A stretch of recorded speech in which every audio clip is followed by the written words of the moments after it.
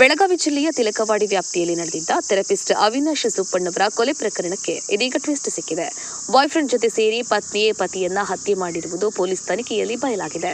ಸದ್ಯ ಪ್ರಕರಣದ ಕೊಲೆ ಆರೋಪಿಗಳನ್ನ ಪೊಲೀಸರು ಬಂಧಿಸಿದ್ದಾರೆ.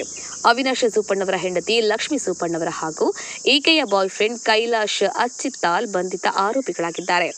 ತಿಲಕವಾಡಿ ಪೊಲೀಸ್ ಠಾಣಾ ವ್ಯಾಪ್ತಿಯಲ್ಲಿ ಖಾಸಗಿ ಆಯುರ್ವೇದಿಕ್ ಕಾಲೇಜಿನ ಥೆರಪಿಸ್ಟ್ ಆಗಿದ್ದ ಅವಿನಾಶ್ ಸುಪ್ಪಣ್ಣವರ ಕೊಲೆಯಾಗಿತ್ತು.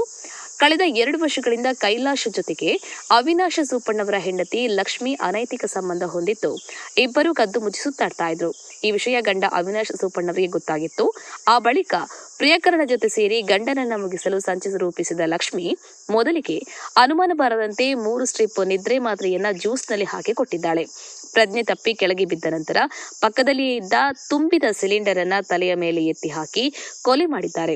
ಬಳಿಕ ಅಸಹಜ ಸಾವು ಅಂತ ಬಿಂಬಿಸಲು ಹಂತಕ್ಕೆ ಲಕ್ಷ್ಮಿ ಯತ್ನಿಸಿದ್ಲು. ಆದರೆ ಮಗನ ಸಾವಿನ ಬಗ್ಗೆ ಮೃತನ ತಾಯಿ ಅನುಮಾನ ವ್ಯಕ್ತಪಡಿಸಿದ್ದು, ದೂರು ಆಧರಿಸಿ ತನಿಖೆ ಕೈಗೊಂಡಿದ್ದ ತಿಲಕವಾಡಿ ಪೊಲೀಸರು ಪತ್ನಿ ಹಾಗೂ ಆಕೆಯ ಬಾಯ್ ಫ್ರೆಂಡ್ ಅನ್ನ ಬಂಧಿಸಿದ್ದಾರೆ. ಮಲ್ಲಿಕಾರ್ಜುನ ಛಲವಾದಿ, ರಾಜನಕೋಳೂರು. ಜೈ ಭೀಮ್ ನ್ಯೂಸ್ 24x7 ಇದು ಬಹುಜನರ ನ್ಯಾಯಕ್ಕಾಗಿ.